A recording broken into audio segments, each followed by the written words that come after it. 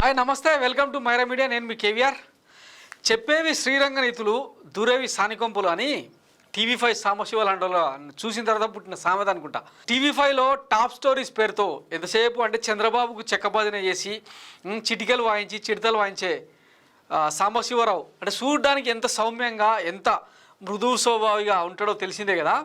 కానీ ఆయన వెనకాల ఒక చీకటి కోణం ఏంటంటే బంకులో అంటే తన బినామీల పేరుతో బంకులు నిర్వహిస్తూ కొన్ని ఆస్తులను అక్రమంగా ఆక్రమించుకొని ఫోర్జరీ సైన్లు చేసి ఆక్రమించుకున్న ఘటనలు గతంలో వెలుగు చూసినాయి కదా. అయితే లేటెస్ట్గా హెచ్పిసిఎల్ అంటే హిందుస్థాన్ పెట్రోలియం సంస్థ ఏం చేసిందంటే ఈయన అంటే బాధితులు ఎవరైతే కేసు పెట్టారో ఎవరైతే హెచ్పిసిఎల్ను అప్రోచ్ అయ్యారో ఆ బంకును ఇప్పుడు వాళ్ళు సీజ్ చేసి ఆ బాధితులకు అప్పగించే దిశగా చర్యలు తీసుకుందనమాట. ఇది ఇవాళ బ్రేకింగ్ అనమాట. హైటెక్ సిటీలోని సంధ్యా గ్రూప్స్ స్థలంలో అక్రమంగా కొల్లి సౌమ్య టీవీ5 సాంబశివరావు దొంగ లీజ్ అగ్రిమెంట్తో పెట్రోల్ బంక్ నడుపుతున్నట్లు ఫిర్యాదులతో కదిలిన హెచ్పిసిఎల్ బృందం ఆక్రమిత బంకును సీజ్ చేస్తున్న అధికారులు.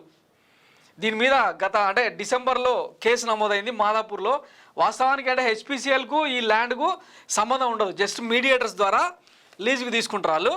అయితే ఈ విషయంలో మేమేం చేయలేమని చెప్పడంతో ఆ బాధితులు మాదాపూర్ పిఎస్లో కేసు నమోదు చేశారు. మరి దీని మీద టీవీ5 సాంబా ఏం చేసిండు అన్నది తెలియదు. కానీ ఈయన ఇక మీడియా ముందుకు వస్తే ఎట్లాంటి నీతులు చెప్తుంటారంటే గతంలో చూసినాం కదా చంద్రయాన్ ప్రయోగం టైంలో ఇక రాబోయేది చంద్రమానమే, చంద్రోదయమే, ఇక చంద్రగ్రహణమే, వచ్చేది తెలుగుదేశం పార్టీ అధికారమే అని చెప్పి మాట్లాడే మొత్తం ట్రోలింగ్ పీస్ అనమాట. కంటెంట్ కామెడీగా జనరేట్ చేయడం ఆయన స్టైల్ అన్నట్టు.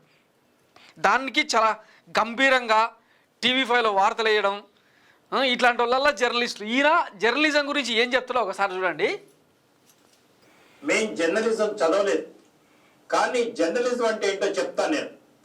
పేద ప్రజల వైపు ఉండటం, బలహీన వర్గాల వైపు ఉండటం, ఎస్సీ ఎస్టీ ఎవరైతే బాధపడుతున్నారో, ఎవరికైతే వాయిస్ లేదో, ఎవరి వాయిస్నైతే నొక్కేస్తున్నారో వాళ్ళకు వాయిస్గా నిలబడటమే మేము జర్నలిజం అనుకుంటున్నాం. మరి బాధితుల వైపు వాయిస్ నిలబడాలి కదా. మరి ఈ బంకునేందుకు ఆక్రమించుకున్నావు అడిగితే మరి ఏం సమాధానం చెప్తాడు ఈయన.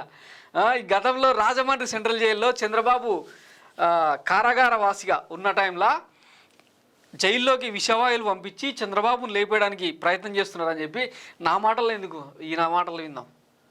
జరిగిన అంశాలు కానీ ఒక ముఖ్యమైన అంశం ప్రేక్షకుల దృష్టిని తీసుకురాదలుచుకున్నాను.